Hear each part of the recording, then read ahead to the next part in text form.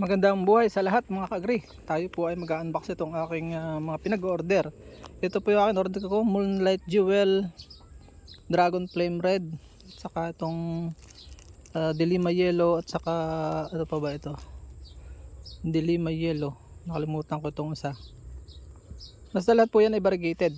Na-order ko po yan sa Hardinerang Tagabundok. No po, napakabait niya. At kitang-kita mo nang may laman talaga. At hindi gito ay Trenan Sakbaya GRS. So dali lang, wala pa isang linggo. Wala pa 5 araw, nandito na. So Hardinerang Tagabundok. Ito ang nag-deliver si Sir Jeffrey Mercado. So bibihira yung hindi manluloko sa online. Kaya salamat kay ma'am at kay sir. Akala ko forever na akong lulukuhin. So ngayon, mag-unbox tayo. Simple lang po ito. Huwag kayo matakot. Ako hindi tatakot. Basta makaramdam lang po kayo, yung mag-research po kayo. Yung tip ko sa pag-order online via Facebook. So yan, gagamit po tayo ng gunting. Meron din tayong cutter. Ganda o. Ganda dahil hindi siya maano. Ito yata yung Moonlight Jewel at Dragon Flame Red. Paborito ko talaga yung mga variegated dahil po nadidemand po siya ng higher price pag variegated. Tapos ang target ko po dito gagawin kong mga mother plant, and then gagamitin ko siyang pang sayon sa mga tawag dito, grafted at variety. Sa ordinary variety gagraft ko po siya. Yan.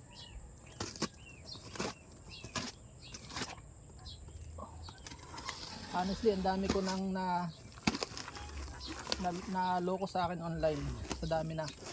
Kaya ako'y muntik na ang madala, pero hindi ako nadala. Yan, nakakasamba rin naman tayo paminsan-minsan.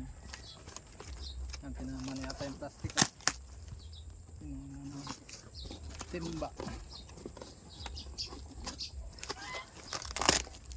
Ang ginawa ko lang, na-research ko po yung mga friend niya. So may libre pang isang maliit. May free pang Delima Yellow ito.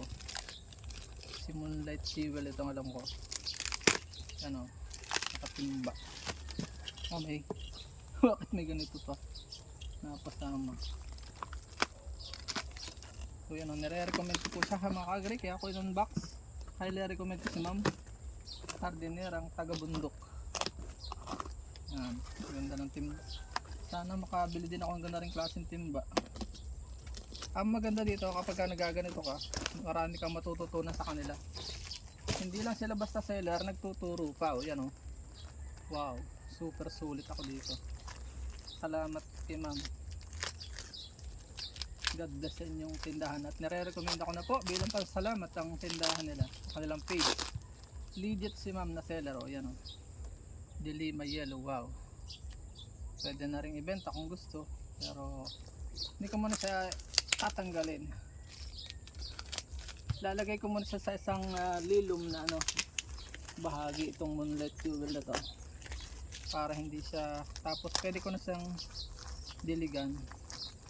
Pumaga ko sa didiligan para ma-recover niya, pa-recover pa ngayong magdamag. Na stress pa po yan eh. So, siguro hindi ko natatapusin itong kita nyo naman ganda nito oh. Hagyan ng mga ka-agri makachamba. Yan oh. Ano kayang variety ito? Ito yata yung Delima Yellow.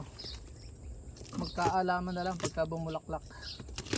Pero pwede naman siya itanong sa seller kung alin dito yung, ang hinanga ko sa kanya yung Dragon Flame Dragon Flame Red, pulang pula. Parang dalawa rin oh. Kaya rin ang Dragon Flame aring isa. Yun, Dragon Flame aring isa. Tama, halata sa kulay. Dragon Flame Red. Maganda, walang patay oh. Yan, dineliver ng walang patay. Merong mga seller na hindi maingat sa magpake oh. Maingat. Nakakatuwa oh. Ano pang hinihintay nyo mga ka-agri? Kung kayo order ay kay Hardinerang may free po yan oh. May free akong binigay sa akin. Ay nakakatuwa. Yung isang Delima Yellow na maliit, Ay binigay niya ng pre. Yun oh, yung maliit na pinakita ko kanina.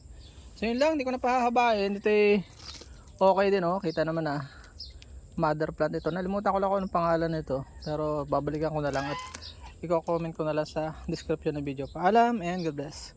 Huwag tayong matakot magtiwala sapagkat tayo na may pinagtiwalaan din ng ating nakailang lumikha. Paalam and God bless.